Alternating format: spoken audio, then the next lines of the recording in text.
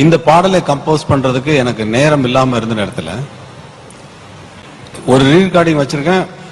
கவிஞர் வந்து 7 மணிக்கு வர்றது ரொம்ப கஷ்டம், 10 மணிக்கு தான் வருவார்.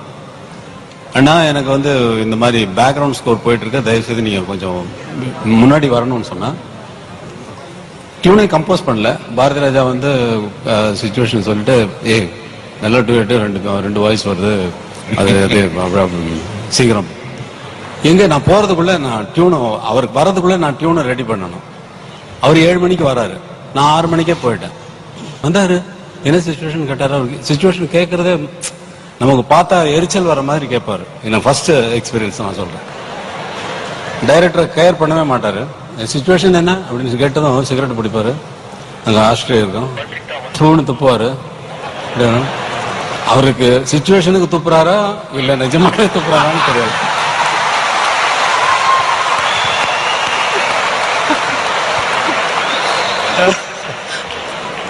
துப்பிட்டு சொல்லுங்க, என்ன டியூன் போட்டிருக்கியா, பாட்டு எழுதணுமா? ஆனா டியூன் போட்டிருக்கேண்ணா, எங்க கொஞ்சம் வாசி. தாரரம் தரரரம் தரரரம், 1000 மலர்களே மலர்கள். நான் பாடுற டெம்போவுக்கும் இருக்காது, அவர் சொல்ற டெம்போ வேற டெம்போன்னு சொல்றேன். சொல்லி முடிக்கல, அதுக்குள்ள சொல்லிட்டாரு. 1000 மலர்களே மலர்களுங்கிற எப்படி சேரும் அப்படின்னு நான் யோசிச்சுக்கிட்டு இருப்பேன். அப்புறம் பாடி பார்த்தா 1000 மலர்களே மலருங்கள், அட சரியா இருக்குது. அப்புறம் அதே மாதிரி இன்னொன்னா, அதே மாதிரி இன்னொன்னா எப்படி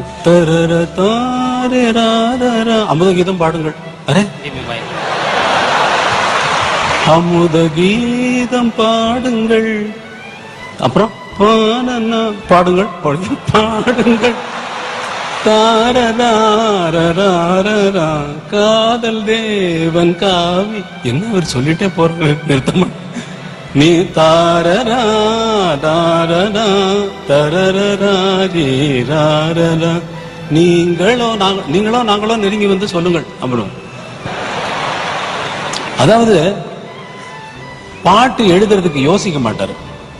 நான் யோசிச்சு நான் பார்த்ததில்லை. நான் மியூசிக் எழுதுற மாதிரி அவர் பாட்டு எழுதி போட்டுருவார்.